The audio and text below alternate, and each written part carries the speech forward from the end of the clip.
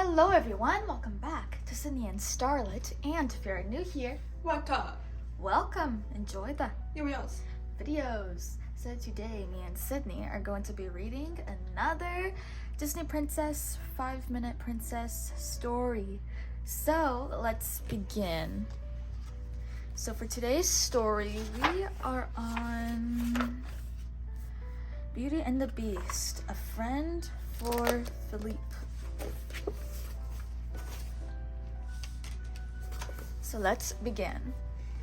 It was a beautiful morning when Belle arrived at Philippe's stable with a surprise for her friend. "Guess what I have?" she called happily as she hurried to the horse's stall. "The first carrots of the season, Philippe. I picked them just for you."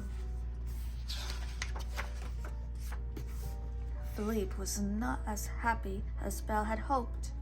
He sniffed at the bunch of carrots, but when Belle offered him one, the horse pushed her hand away. "Is something wrong?" Belle asked, alarmed. Philippe was always hungry.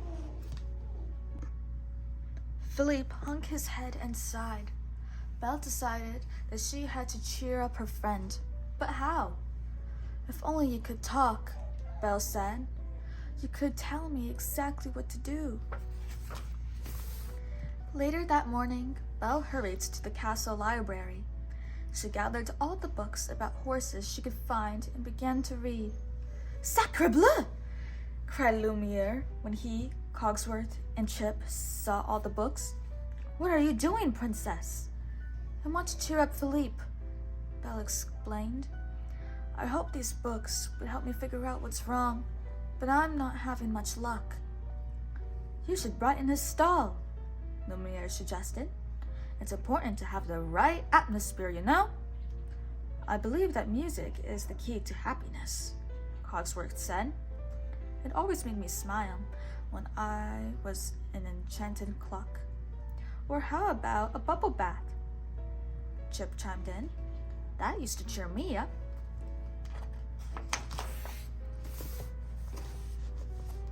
Belle decided to give each idea a try. First, she and Lumiere decorated Philippe's stall. They covered the walls with wallpaper and sprinkled flower petals on the floor. They piled pillows in the corners, hung curtains on the windows, and strung up beaded garlands. For a final touch, they hung a chandelier from the ceiling. "Voila!" Lumiere exclaimed. "What more could a horse ask for?" Philippe stared sadly out the window. "I wish I knew," said Belle. Next, Cogsworth brought an orchestra to the stable. Belle, Lumiere, and Chip listened politely as Cogsworth led the musician through a very long concert.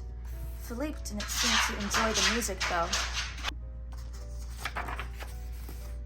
Finally, Belle saw it to Philippe was treated to a bubble bath fit for a king.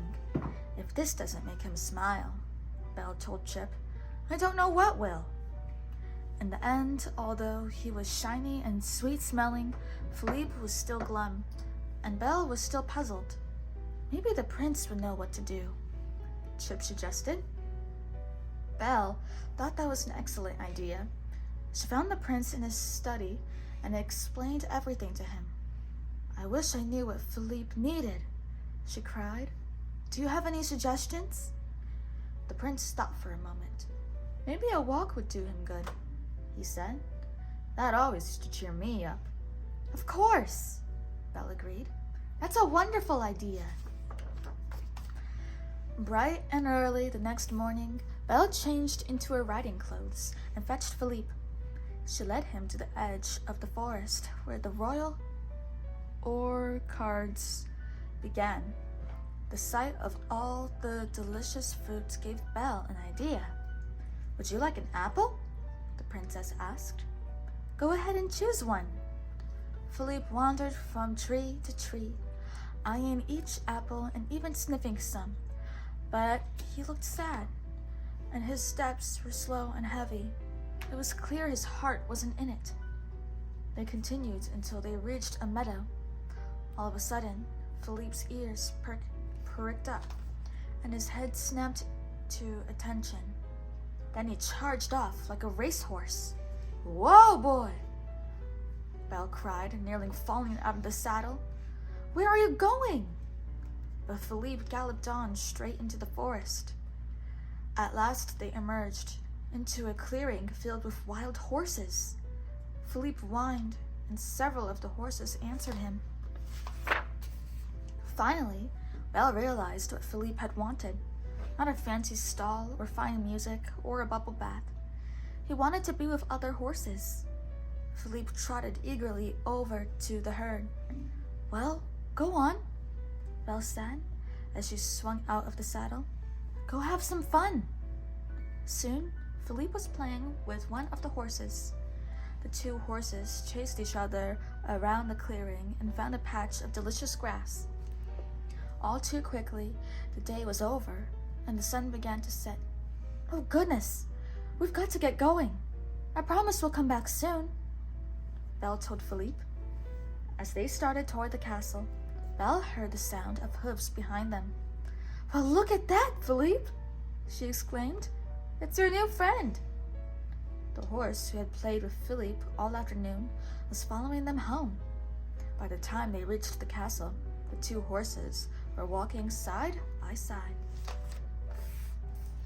"Welcome to our castle," Belle told the new horse when they arrived. "We are honored to have you as our guest." To show the horse she meant it, Belle fixed up the stall next to Philippe's. "There," she said when she was through. "Now this looks like a stable where a horse, or two, could live happily ever after." And that is exactly what they did. The end. So that is it for today, everyone. I really hope you all enjoyed it, and we'll see you all next time. Bye-bye. Bye-bye. Pick out your favorite page.